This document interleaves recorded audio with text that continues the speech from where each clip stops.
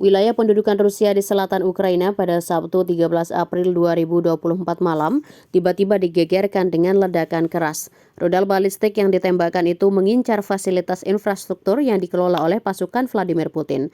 Akan tetapi rudal itu hancur di tengah jalan setelah dibentengi oleh rudal pertahanan Rusia.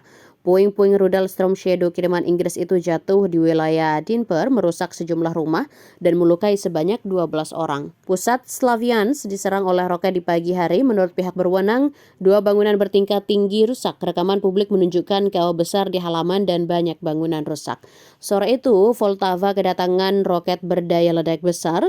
Wilayah selatan Ukraina yang direbut oleh Rusia hari ini diserang oleh rudal udara.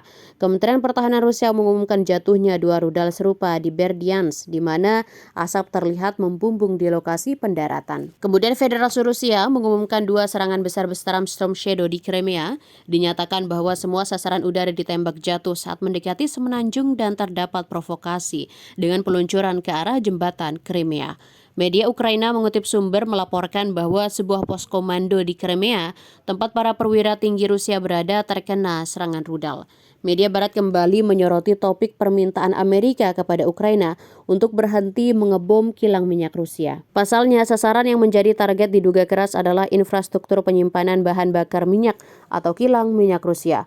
Wakil Presiden Amerika Kamala Harris secara pribadi meminta Presiden Ukraina Volodymyr Zelensky untuk menghentikan serangan terhadap kilang Rusia pada bulan Februari di konferensi keamanan Munich.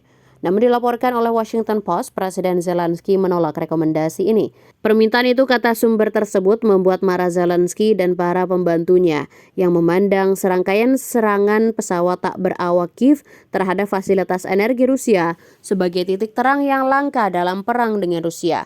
Ukraina menolak karena tidak mengetahui apakah hal tersebut mencerminkan posisi konsensus pemerintahan Biden.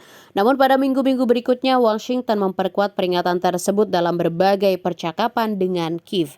Dan kenyataannya, Ukraina justru melipat gandakan upayanya dan melancarkan serangkaian serangan lebih lanjut.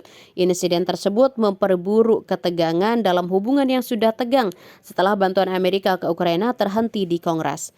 Para pejabat Amerika mengatakan secara anonim bahwa serangan terhadap kilang-kilang Rusia tidak hanya dapat meningkatkan harga dan inflasi, hal yang tidak diinginkan Biden pada tahun pemilu, namun kenaikan harga energi juga berisiko melemahkan dukungan Eropa terhadap bantuan kepada Ukraina. Strana melaporkan pemerintahan Zelensky beralasan bahwa serangan hanya menonaktifkan peralatan sebentar, tetapi tidak menghancurkan seluruh kilang. Sementara Federasi Rusia terus menggempur wilayah Ukraina dan menimbulkan kerusakan yang jauh lebih signifikan pada sektor energi Ukraina. Karenanya, Menteri Luar Negeri Kuleba menegaskan bahwa Kiev bermaksud untuk terus mengabaikan rekomendasi Washington. Penyebabnya adalah kurangnya bantuan Amerika ke Ukraina. Download Tribun X sekarang. Menghadirkan lokal menjadi Indonesia.